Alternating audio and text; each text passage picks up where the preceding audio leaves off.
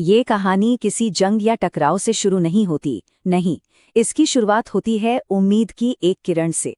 सुबह का वक्त और एक अकेली खबर पूरी दुनिया में एक सुकून की लहर दौड़ा देती है। एक लम्हा, बस एक लम्हा, ऐसा लगता है कि शायद सब कुछ ठीक हो जाएगा। और वो खबर ये थी कि ईरान के विदेश मंत्री ने दुनिया को बताया, हॉर्मूज की खाड़ी सबके लिए खुली है। बस इतना सुनना था कि जैसे पूरी दुनिया ने एक गहरी सांस ली। देखते ही देखते तेल के दाम जमीन पर आ गए और ऐसा लगा कि अमन का दौर वापस लौट रहा है। लेकिन ये सुकून ज्यादा देर टिकने वाला नहीं था।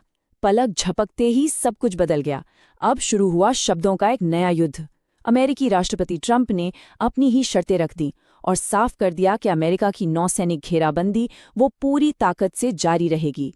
मतलब एक तरफ दोस्ती का हाथ और दूसरी तरफ एक खुला पैगाम, धमकी का। ईरान का जवाब बहुत तेज और गुस्से से भरा हुआ आया। उनकी संसद के स्पीकर ने दुनिया के सामने सीधा सीधा इल्जाम लगा दिया कि राष्ट्रपति ट्रंप झूठ बोल रहे हैं। उन्होंने कहा कि अभी कुछ ही देर पहले एक के बाद एक जो दावे किए गए वो सब के सब झूठे थे। ईरानी अधिकारियों ने तो इस बात का मजाक ही उड़ा दिया कि सोशल मीडिया की कोई पोस्ट हकीकत को बदल सकती है। उनका कहना साफ था, खाड़ी का भविष्य वो लोग तय करेंगे जिनका जमीन पर कब्जा है, सोशल मीडिया पर बैठे लोग नहीं। और बस यहीं से इस पूरी उथल-पुथल के पीछे की असली कहानी सामने आने लगी। पता चला कि ये लड़ाई देशों के बीच की है ही नहीं, ये तो खुद ईरान के अंदर चल रही एक जंग है। ताकत की एक ऐसी जंग जो ये तय कर रही थी कि ईरान का असली चेहरा कौन है, बातचीत करने वाले डिप्लोमैट्स या फिर इस्लामिक रेवोल्यूशनरी गार्ड कोर यानी IRGC। अब समझिए, ये एक ऐसा मुल्क था जिसके दो चेहरे थे। एक चेहरा जो दुनिया को दिखाया जाता था, राष्ट्रपति का, विदेश मंत्री का, जो बातचीत की मेज पर अमन की बातें करते थे। और एक दूसरा चेहरा भी था जो पर्दे के पीछे से असल हुक्म चलाता था, कट्टरपंथी IRGC, जो सिर्फ और सिर्फ अपने सुप्रीम लीडर को जवाब देती थी। और फिर कुछ ऐसा हुआ जो किसी ने सोचा भी नहीं था। IRGC ने अपने ही मीडिया का इस्तेमाल करके अपनी ही सरकार के विदेश मंत्री पर हमला बोल दिया। इल्जाम ये था कि उनके एक ऐलान ने पूरे देश में कन्फ्यूजन फैला दिया है। घर की लड़ाई अब खुलकर सबके सामने आ चुकी थी।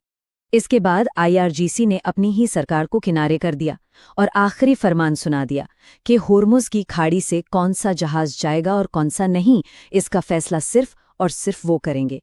अब पूरी दुनिया को समझ आ गया था कि ईरान में असल ताकत किसके हाथ में है।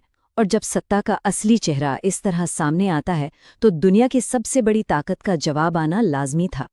और वो जवाब था एक ऐसी अमेरिकी नौसैनिक घेराबंदी जिसकी शायद ही कोई मिसाल हो। ईरान के पूरे तट के चारों ओर जैसे लोहे की एक दीवार खड़ी कर दी गई हो। समंदर पर जहां तक नजर जाए जंगी जहाज, आसमान में लड़ाकू विमान और इन सब पर तैनात हजारों सैनिक जो हर एक हरकत पर पैनी नजर रखे हुए थे। इस घेराबंदी ने ईरान की अर्थव्यवस्था का सचमुच दम घोट दिया था। हर गुजरता दिन देश के खजाने से दौलत का एक पहाड़ खत्म कर रहा था। ये एक ऐसी चोट थी जिसका दर्द हर ईरानी महसूस कर रहा था और इसकी कीमत चुकाना देश के लिए नामुमकिन होता जा रहा था। लेकिन कहानी में अभी एक और मोड़ बाकी था। जिस तनाव को राष्ट्रपति ट्रंप ने खुद हवा दी थी, उसकी आग अब उन्हीं के घर तक पहुंचने लगी थी। अपने ही देश में तेल की बढ़ती कीमतें और चुनाव का दबाव। ऐसे में उन्होंने एक हैरान करने वाला फैसला लिया। जिस रूसी तेल पर उन्होंने खुद सख्त पाबंदियां लगाई थी, उसे ही बेचने की इजाजत दे दी। ये एक ऐसा यू टर्न था जो उनके हर पिछले बयान के खिलाफ था। जाहिर है उनके राजनीतिक दुश्मनों ने इस मौके को हाथ से जाने नहीं दिया। इस फैसले को एक शर्मनाक और कायरता भरा कदम बताया गया। कहा गया कि ये इस बात का सबूत है कि जब भी ट्रंप को चुनौती मिलती है वो हमेशा पीछे हट जाते हैं। खैर, इस्लामाबाद में बातचीत की एक और कोशिश हुई, लेकिन अब तक दुनिया को सच्चाई मालूम चल चुकी थी। सबको पता था कि मेज पर बैठे ईरानी डिप्लोमैट शायद वो वादे पूरे करने की ताकत ही नहीं रखते जो वो करने वाले थे। उनकी कुर्सियां एक नहीं थीं, वो बटी हुई थीं। सबके जहन में पिछली बातचीत की वो याद ताज़ा थी जब IRGC के कमांडरों ने सीधी फ़ोन कॉल करके अपने ही डिप्लोमैट्स को बातचीत रोकने का हुक्म दे दिया था। ये साफ था कि असली ताकत उस बातचीत के कमरे से बहुत बहुत दूर बैठी है।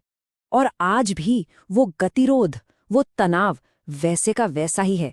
एक खतरनाक सन्नाटा जो दुनिया को ये सोचने पर मजबूर करता है कि जब बातें खत्म हो जाती हैं और ताकत बिखर जाती है तो उसके बाद क्या होता है।